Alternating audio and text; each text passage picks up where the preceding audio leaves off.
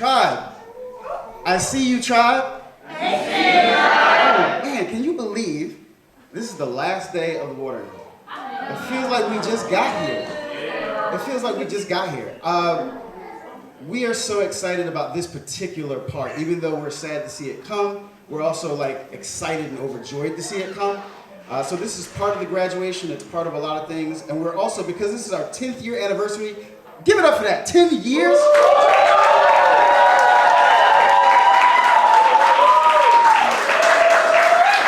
Because this is our 10-year anniversary, we wanted to switch a few things up, so.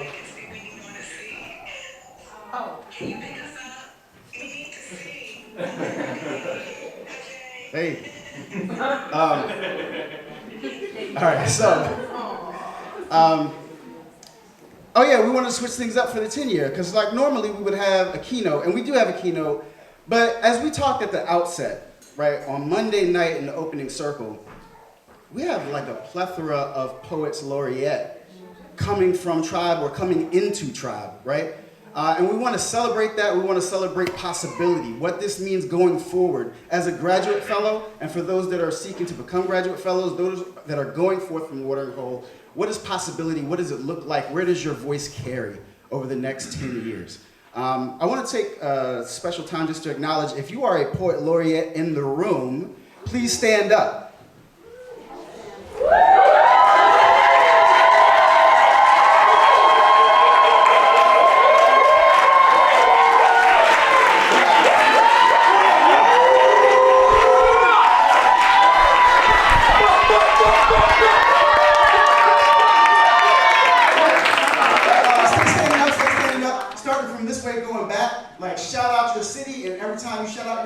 We see you, Tribe.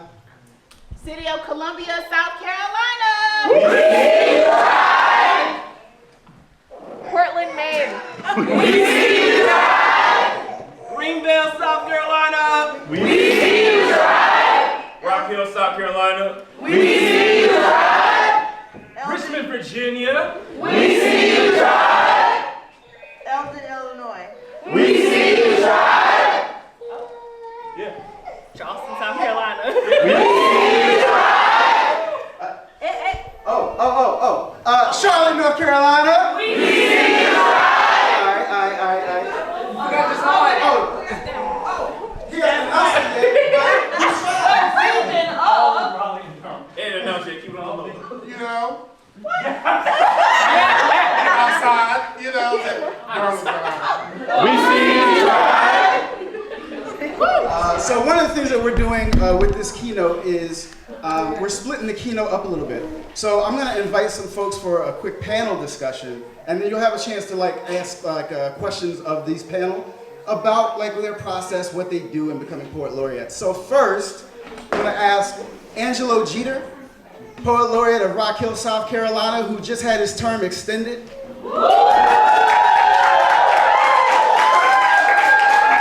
Also the secretary of the board for the watering hole. We're going to ask your keynote speaker, Roscoe Burnhams, Douglas Powell,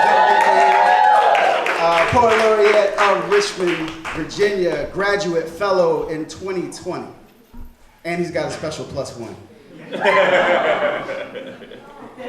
And then to join our panel as well, Jennifer Bartell Boykin, poet laureate of the City of Columbia, the original graduating class. And to moderate the panel, we're going to have Lasana Hanu come and moderate, who just became the poet laureate of an entire Piedmont region, although he doesn't want to announce it yet. He was like, y'all got a city? Okay, I got 3 counties, but you know, who's counting? Who's counting? Right.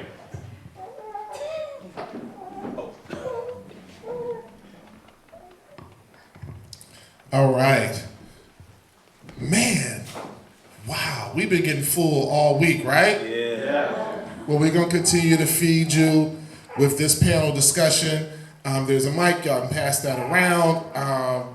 Might have to just hold that out to help Roscoe out so he can keep his hands. He got precious cargo. He got precious cargo in his hands. I figure it out. I do it all. Yeah. Immediately following the panel discussion, we're going to open it up for a Q&A so y'all can have an opportunity to be able to ask questions of each of these laureates.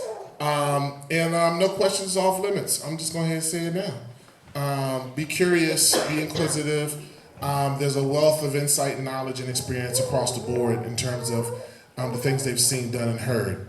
So the first question I'm going to ask, because I think it's so relevant to start here, is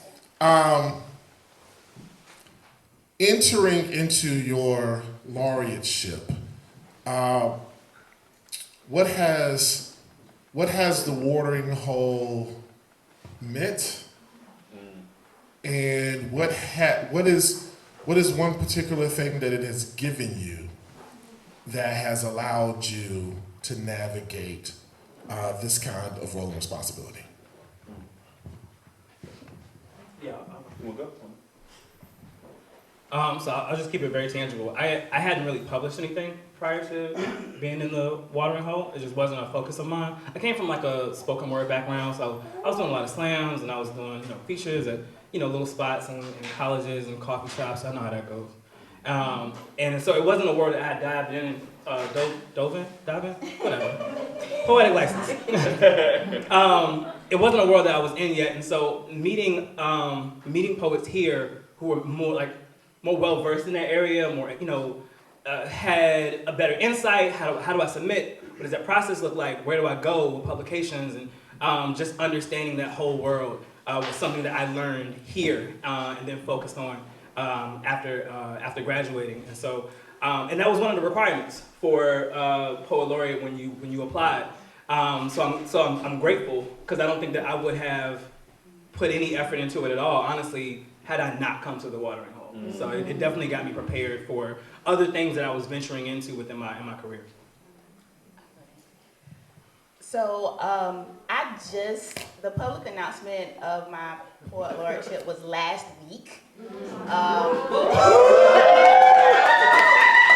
So my first day is January 1st. So I don't have the experience yet of being Poet Laureate, but I did. The previous Poet Laureate of Columbia was Poet Laureate for 8 years, and I did work with that Poet Laureate a lot on some of the projects and stuff that he did. But I would say these last few days that I've been here at the watering hole has been I feel like it's been my Poet Laureate training, because I'm in the room with so many Poet Laureates, so many talented poets, and also just blues is taught. The other day, I was just like, yes, leverage, yes, So I feel like I'm just learning so much, and every time I come to the watering hole, I learn so much. My cup is always running over by the end of the watering hole, and it gives you the momentum that you need to go into the new year. But I would say, yeah, I think that's it. Yeah. So for me, my formal involvement with the watering hole kind of started after I became Poet Laureate. But before that, I've known the board and board members for a long time. And so literally 2 of the board members were 2 of my recommendation letters to become Poet Laureate. And so even before I even got the position, Desan sent me a Facebook message one night. I think it was New Year's Eve or whatever year that was. But hey man, we're thinking about making you a member of the board, for board directors for the watering hole. He had just submitted his recommendation letter to me as well. So what that said to me was, not only did he do the letter, but he also thought I was worthy enough to add to the organization as well, right? It was family really from the inception of submitting that and supporting me in that way for the position, but also supporting me as a poet and professionally. So, and since I've been Poet Laureate, anything that I ever needed or asked of Tribe has been there to support and assist with that. And being a part of some of the things that I've done as Poet Laureate as well. So it's been a very integral part of my experience so far. Beautiful. Okay, so next question I want to ask is, as a poet out in community on the days when the weight is the heaviest, what is it that you remind yourself of? What is it that you reach for that fuels you to continue pushing through your work?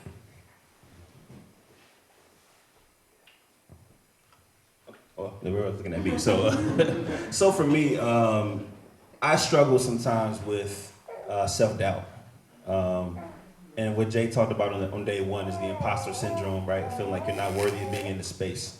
So I try to be very intentional of, in those moments where I'm like, why am I the poet laureate? How did this happen for me? You know, being like, I deserve to be here, right? Like I worked hard to get to this position. It wasn't, I woke up one day and they gave it to me, but I worked for it.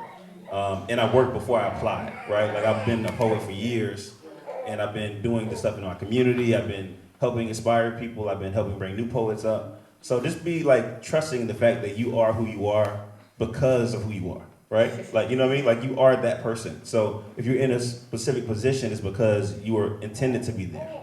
You were ordained to be in that spot. And not only were you ordained, but you work to make the fulfillment of that ordainment, right? And so that's what I try to tell myself on a consistent basis.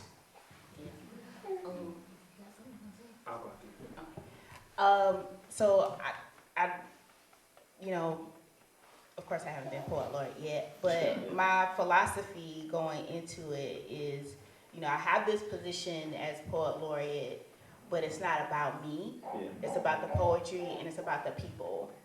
So that's kind of going to be something that I keep in front of myself when kind of the times get tough. You know, I was just talking to Cedric about I can't say yes to everybody just because, you know, that's how life is set up. I can't do everything and be everywhere, so I can't say yes to everyone, and just developing a strategy for myself where I can still do my work as a poet, as a teacher, as a mother, as a wife, and still maintain my sanity at the same time. So yeah. You want me to hold it for you? You gonna bust? Yeah, you got us. I'll hold it for you. You gotta love this. So the question was what keeps us going? So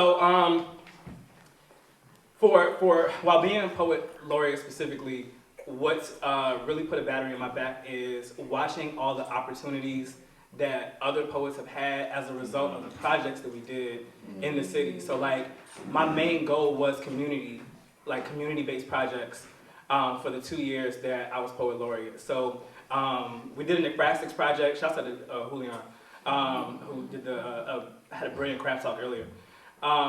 We did an acrostics project where we linked up with this nonprofit called Mending Walls, who put up these gorgeous murals all throughout the city that were centered around like social justice and equity and equality, and we paired a poet up to each mural and had them write a piece centered around the art.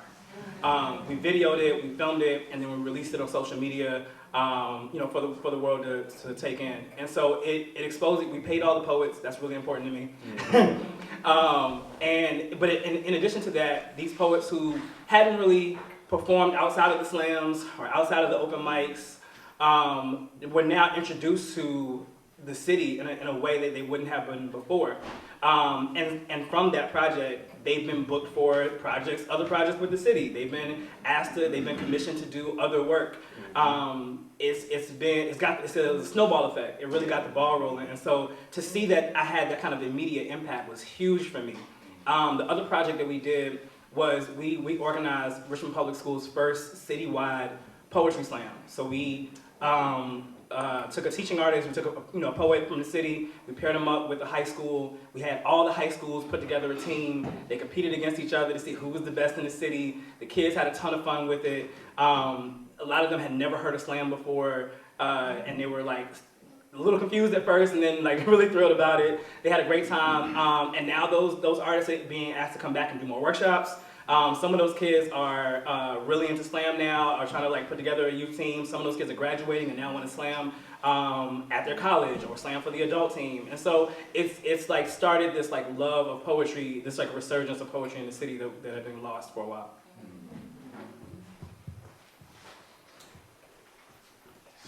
So, Angela, want to ask you a question?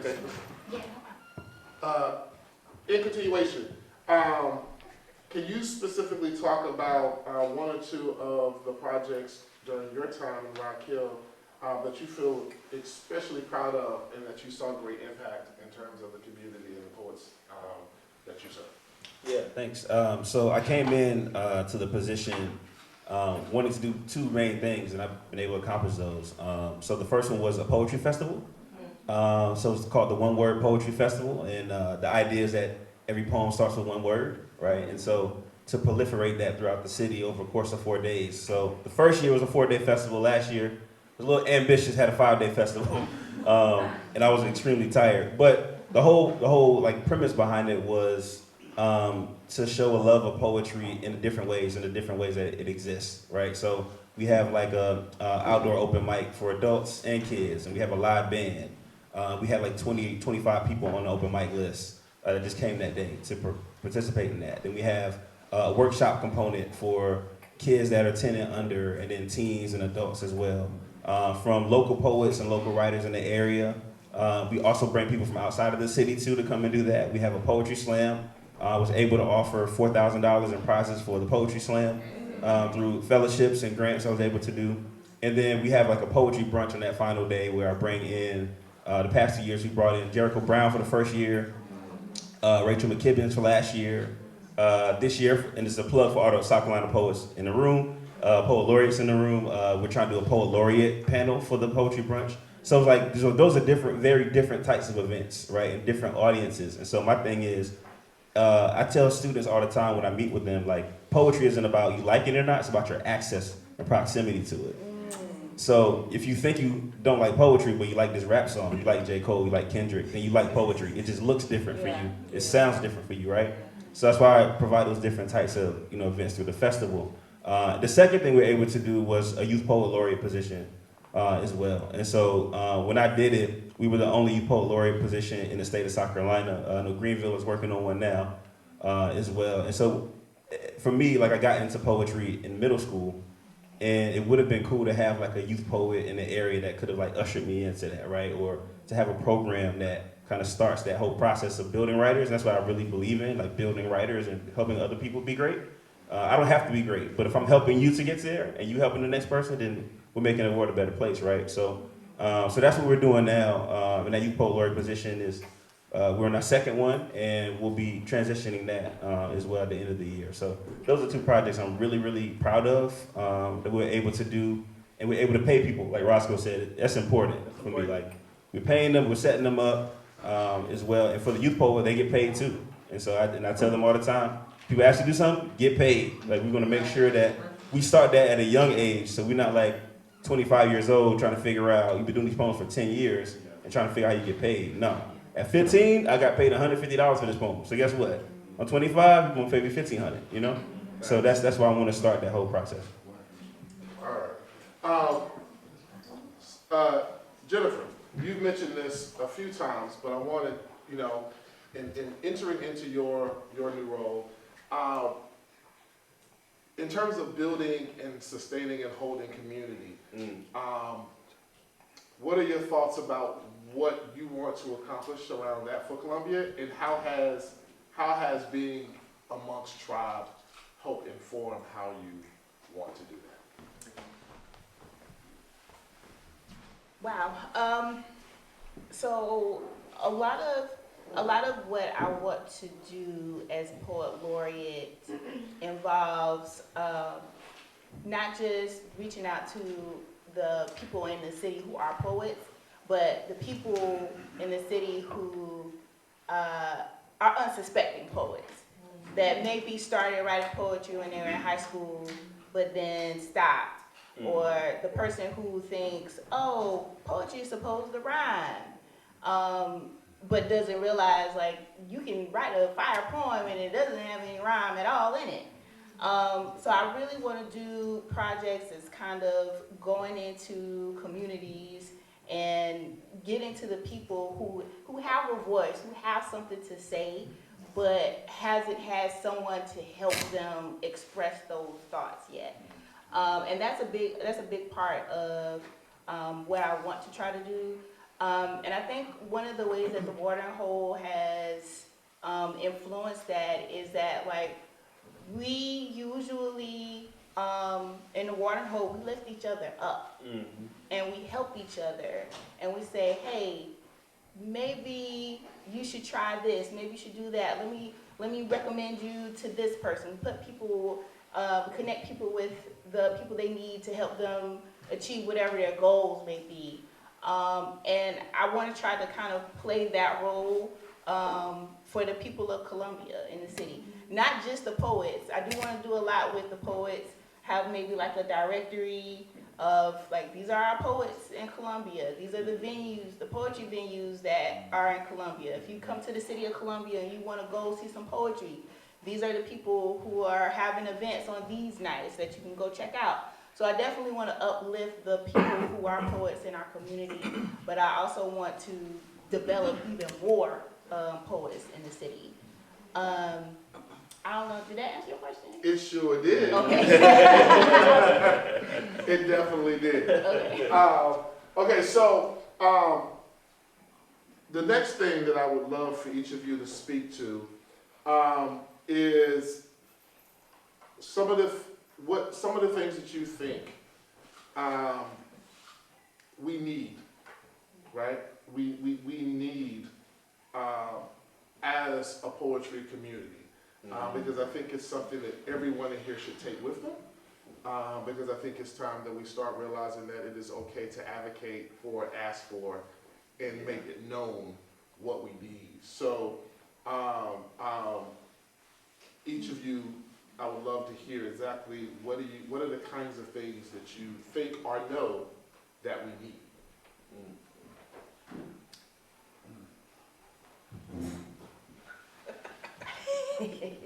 Just in the community as in general, or is this like specific to being a laureate, or Across the board. just across the board?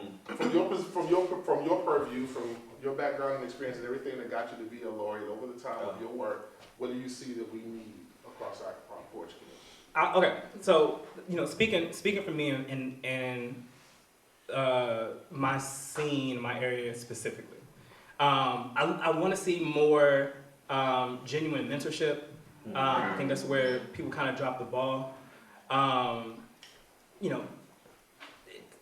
Sometimes I feel like we're so conditioned to believe that like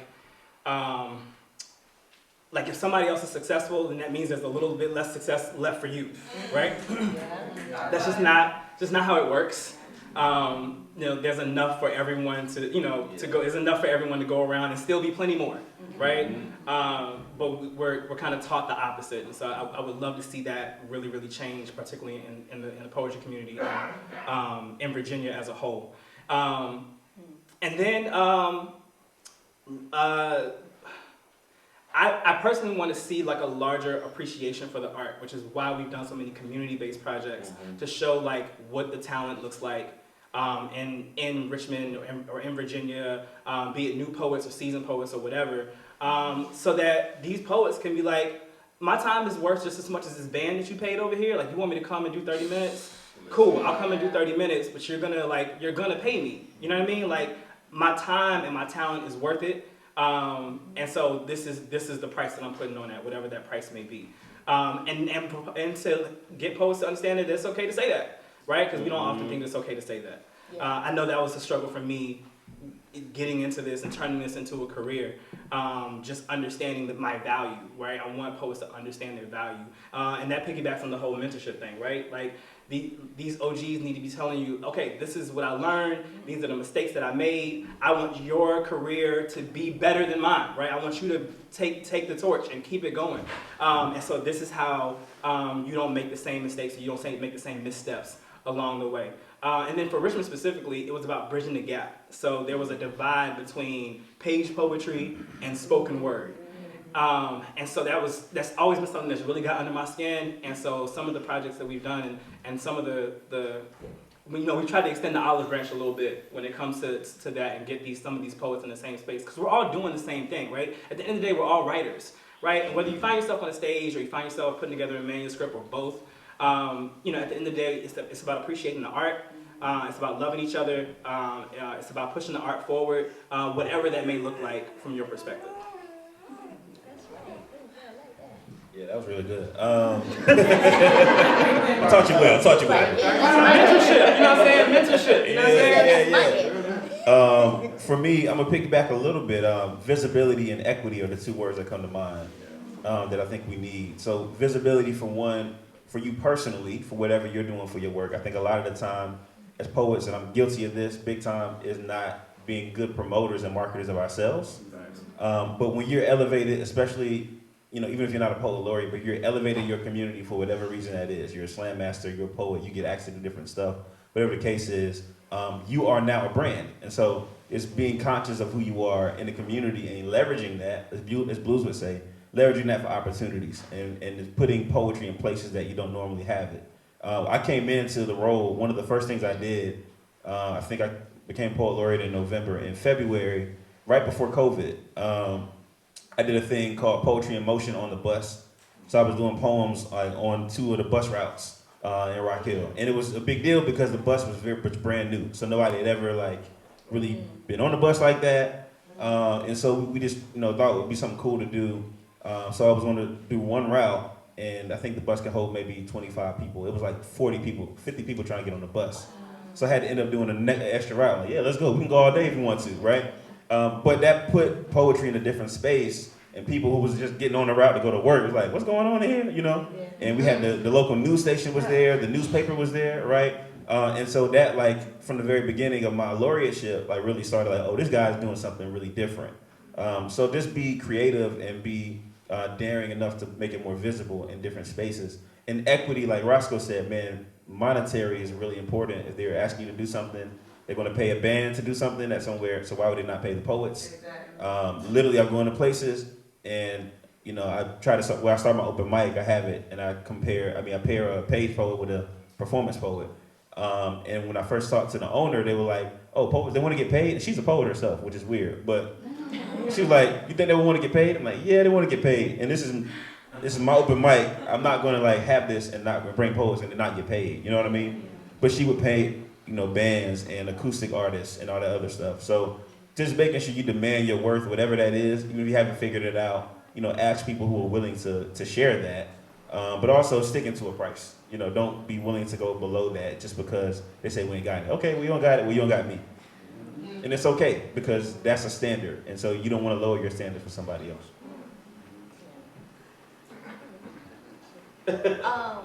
Well, everything they said basically. Oh, that's better? Oh, okay. I would say one thing about the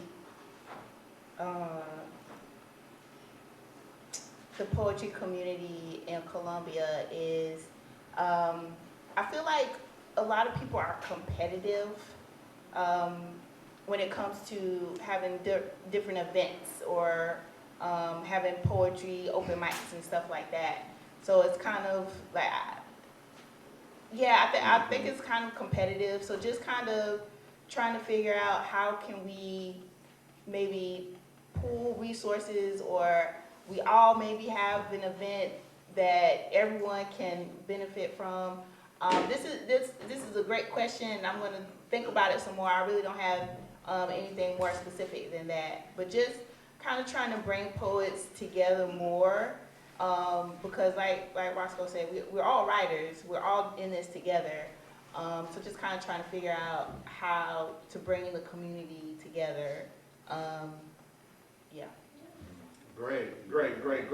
And one of the other things that CJ Suit, who is the outgoing poet laureate of Chapel Hill, North Carolina, has been battling with his city about is thinking, and I wanted to offer this to everyone so that everyone can be thinking about it and identifying it, is thinking beyond the money. Not that the money's not good, but what else do you have? What other things can you put at my disposal that I can use? That's important. Is it space? Is it resources? Is it materials and supplies? Is it what else do you have that, and if you don't know what I'm gonna do with it, let me know what you got. Right. And let me tell you how much of it I need. Yeah. And then watch what I do with it. but it's expanding the scope of what can be offered because the perception of us sometimes is extremely limited, no matter how much folks love us and our work. The scope of possibilities in their mind is also limited as well. Yeah. This is the part we're gonna open it up to questions in the audience. So if you have a question, raise a hand.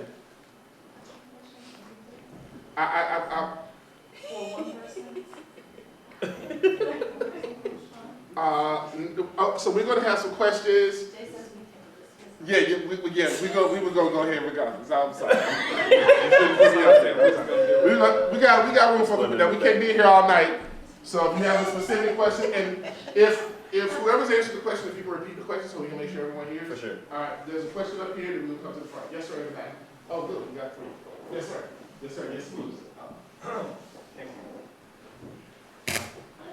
As poet laureate, and how much pushback did you get from white spaces and white politicos as being black poet laureates in the South?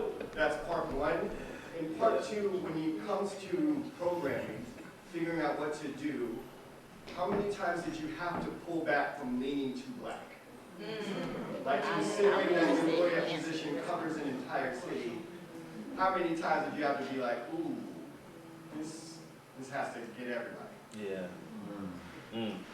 So the second answer is the second part first. And that is never. I never leaned away from being too black. Just keeping it in the book. Look, I was black as fuck when they gave me the position. All right. And so I was gonna stay black AF while I was a poet laureate. That's just how it was gonna work. My first project was the Mending Walls project, and so like all the murals were a result of the protests that were happening in the city, the whole Black Lives Matter movement. All the murals were super black. I was like, we're gonna write to these murals, we're gonna get a bunch of poets of color to do it, and we sprinkled in a few white poets, some homies from around the way, you know what I'm saying? Some homies, you know what I'm saying? The ones that we would have invited, if we had a cookout, we would have invited them, you know what I'm saying?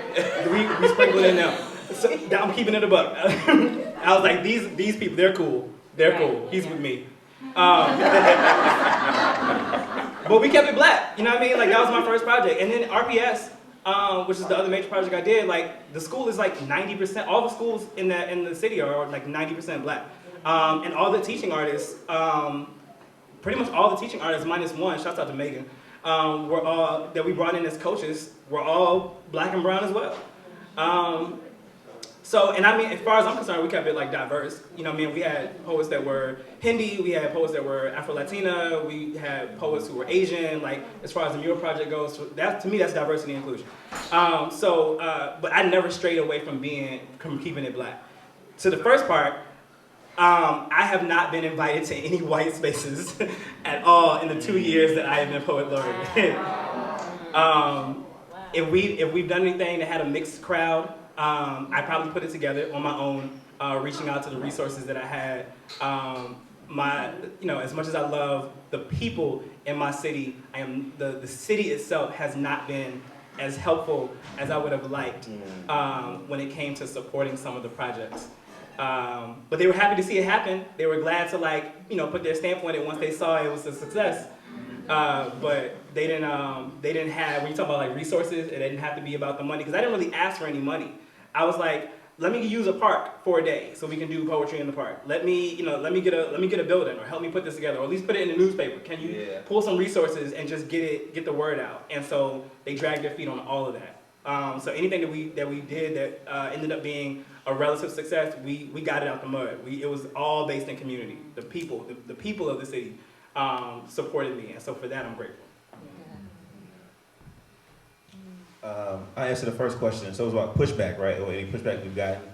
Honestly, it's really strange, and the poets in the room that have been to Rock Hill, some of my events know that. So a lot of white people come to my events. And a lot of so we have a committee that's dedicated, Poet Laureate committee, dedicated to me too, and we meet monthly as well. And honestly, they've been very supportive. I think part of that is and this is a longer story that I won't tell, but if you want to ask me later, I don't mind. But there was originally a poet laureate they selected, that person resigned, and then they came to me afterwards like, okay, we don't need you to reapply. We know you're the guy, right? And I think what that did was reaffirm that their decision from the beginning probably should have been me for whatever reason. And also how you need to better support your poet laureate, because that poet didn't get supported the way that she needed to at the same time. And so I think that has been why I haven't had pushback in terms of what I have done. One thing that did happen though, my youth poet laureate, she, the first one we had, very expressive, and she has survived different traumas. And so one of the poems that she read at the poet laureate commencement, which is like the selection event, when you select the poet laureate, mentioned a sexual assault, right? And it was a very powerful poem, very well written poem, very tasteful poem at that. You know, it wasn't explicit, but it said the thing that needed to be said, which is always my important thing when it comes to work. Say the thing that needs to be said. And then we had like a welcome reception for her after that, and she read that poem there.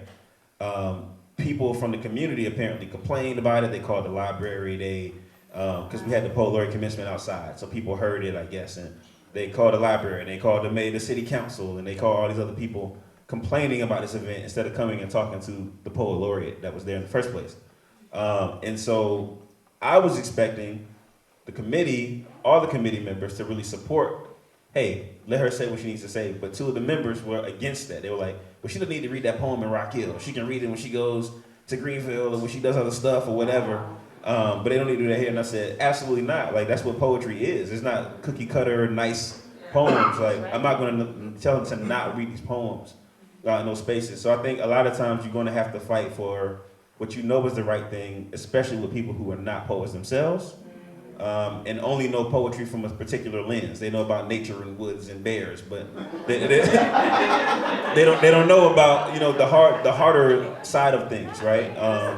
And so that's what I've had to push back against there. But in terms of leaning away from black things, I haven't. I think I'm always good, intentional with commission work, especially for the city, to not just be, you know, one way, either way, right? But I make something that's universal for everyone. So I think that's an important skill set to have, so you can be more visible, is knowing how to accommodate different audiences, but also not compromising your integrity at the same time.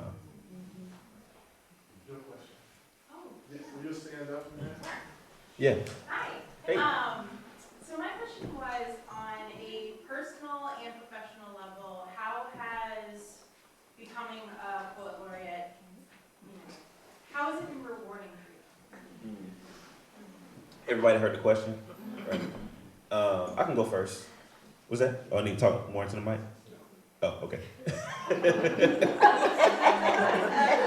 You want me to repeat it anyway? Yes. Okay. How's being a poet laureate been rewarding to me or to us? For me personally, I mean, it really has changed my life in terms of my trajectory poetically. One of the first things I was able to get was a fellowship from the Academy of American Poets. Coming in. Thank you. And that was and I can tell you because it's on the internet, but $50,000. And they are intentional on you only using 15K of that for your project. The other 35K is for you, just for you yourself, right? And I was a fellow in 2020. And so I used a lot of it. I used more than the 15. I used like 20 for the festival and stuff. But it was in 2020, and so, you know, it was the pandemic and all that. So it was like super helpful to not have to worry about like extra money or gigs that got canceled or those kind of things as well. And then the Academy is really good on supporting you too, or at least for me. And I think Roscoe could probably attest to this. So I was able to be in the Poem a Day series. And my poem, you know, traveled some places to, like, you know, people translated it in India, and I got emails from people other places. And so it's been really great because it's given me a platform that I wouldn't have had I not become poet laureate. So a quick little addendum to the last question. There was one white organization that had me come to. I was like, oh no, James River Writers, they shouts out to them, and they help support our annual slam, so shouts out to James River Writers. Okay, so how has being poet laureate been beneficial? So a lot of the projects that I ended up getting completed during my time as poet laureate were projects I was working on years prior, and just didn't have the funding or didn't have the resources or didn't have news wasn't willing to cover it because they didn't care. It wasn't newsworthy or whatever. But having the title behind me kind of helped push some things forward. Even working with the school systems and trying to organize the slam, they wanted to do it, but like it wasn't a big deal. It wasn't high on their priority list. And so then I got announced and it was in the papers and blah blah blah. And so then once that happened, then it was like, oh, the poet laureate wants to come and do things with the kids. You know what I mean? And so that it was a rough 2 years, y'all. I'm trying to tell you.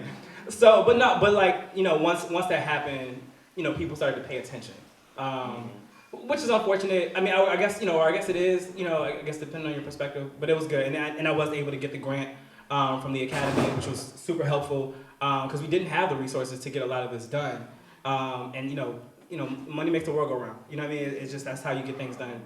So we were able to move forward on a lot of these projects because of that. And if I didn't have the title, then I wouldn't have been able to do any of these things. All right, so, well, I want to see, does anyone have a question for someone who is entering into their laureateship? And that'll be how we close the Q&A. Does anyone have a question for Jennifer? Sorry, what was that? Wanting to apply. Oh, yeah. For someone new to this process, does anyone have a question? Because Jennifer has gone. Yes, stand up and ask your question. Where do I start? This is my first time ever being around these many poets. Oh. Yeah. Glad to have you. Yeah. What up, Tribe? We see you, Troy. Yeah. Are you asking how do you be a part of like the watering hole in general? Okay, yeah. So Candace disappeared somewhere. Right there. So this happens once a year, right after Christmas. The application usually goes out over the summer-ish. Summerish. Yeah, summer-ish. So follow TWH Poetry on Instagram, and there's a Facebook page, and they'll send out updates on when the applications are available. Are we gonna have any other programming during the year? Yes. We're gonna have a craft talk series that's gonna be called the. No, hold the title. Yeah, hold it. Okay. Craft talk series on the way. So get cued into the social media on Instagram, and just keep up with that. And when that application hits, make sure you get your application in. Yeah. Glad to have you. Welcome. Yeah. Thanks for being here. Okay, your process. Okay. So the application for Poet Laureate was very simple. I had to answer a question about my advocacy, my history of advocacy for poetry. I had to submit a writing sample. I had to submit the ideas for things I want to accomplish as Poet Laureate and a resume. So I submitted those things, and then there was a committee. I think it was 12 people. Yeah. 12 people. Angela was on the committee. Yeah. He was on the committee. So it's like 12 people on the committee. And it's like council, I think it was a couple of council members were on there. Arts, people who are involved in arts around the city of Columbia. The former Poet Laureate was on the committee. And they reviewed the applications and chose me. So that's kind of how the process went. And I have a 4-year term coming up. And then I can, if I want to do 2 4-year terms, I can. I don't know. We'll see how these first 4 years go. We'll see how these first 4 years go. But yeah, that was the application process. Did you need letters of recommendation? Oh, yes, I did. I forgot about that. Thank you for saying that. I had to have 2 letters of recommendation. Yes. Yeah. Thank you for saying that. I forgot that one. Yes. Yeah. Well, so can I add to the whole process part? Okay. So if So I'm the first poet laureate in Richmond, right? So if you do not currently have a poet laureate in your city, county, so forth, all right. So start with the libraries, because those were the people who kind of helped spearhead it. Was Richmond Public Libraries. They put a committee together and were able to talk to some people over at City Hall to organize this. And so they wanted me to organize it, but I stepped away from the process a little bit because I wanted to apply for the position. That's just me being, I wanted it, you know what I'm saying? Like, it was, I wanted it, you know what I mean? Like, so, but I can, now that I've had this time, like, I can speak to, like, how they put it together. But Richmond Public Libraries, or a person who used to work with Richmond Public Libraries, who now works at City Hall, is the person who spearheaded it. They put a committee together with some of the libraries, and they took it down to City Hall. And then there were other organizations, nonprofit organizations, literary organizations in the city who were also on the committee to vote. And then from there, they got a website organized where people could come and apply. And then the application process is just like what she was saying. Like, you need a resume that kind of has a list of what you've done in your literary career so far, things that you've published, samples of your work. Sometimes they'll ask for recommendations, things of that nature. But if you don't have a poet laureate currently, start with your libraries and then start with City Hall, because eventually it has to make it to the mayor's office. Because what the committee did in Richmond was select 2 people and then hand it off to the mayor, and he chose, he picked from one of the 2. And so that's how I got the gig. So it ends up making its way through City Hall eventually anyway. But the public libraries who spearheaded the project, the position. So if you do not have a poet laureate, start there, and then talk to people who handle, like, human services over at City Hall and whoever works with the mayor's office. Yes. So please. Can I just add to that? Yes. I do want to say, if you do not have one in your city, be patient, because in Greenville, it took 10 years. I moved back home 10 years ago. It took 10 years for the city, even though they wanted to do it, they were very slow moving. Yeah. And so don't get discouraged, just keep bringing it up, and do back away if you want it eventually. Right, yeah. You do need to back Step away. back, yeah. But have trust in the process. We had 17 people apply. Eventually I did get it, but I worked on this for 10 years. I'm the guinea pig. I say I'm the guinea pig poet laureate, and I'm gladly so, because I've been doing this work since the 90s. I am an OG. I knew what it was, so I'm gonna. You better say that. Actually, I do want to create the path for the younger folks to come in. So when you step into this position, you're going to have the partnership. You're going to have the money. You're going to have all of that. So I'm doing that level work. I'm not doing it for the prestige. I'm not doing it for the money. I've been poet laureate for 30 years. So you better say that. So don't get impatient. If you have that passion in your heart, you're like, oh, we need this in our town. If you got a town of 500, have that poet laureate of 500 people. Go ahead and start it, because you are building the space for the future. Yeah. All right. So let's give a round of applause for that.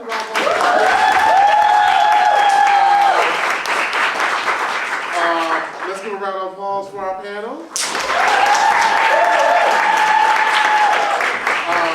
I think one of the takeaways of this closing is that be strategic about it.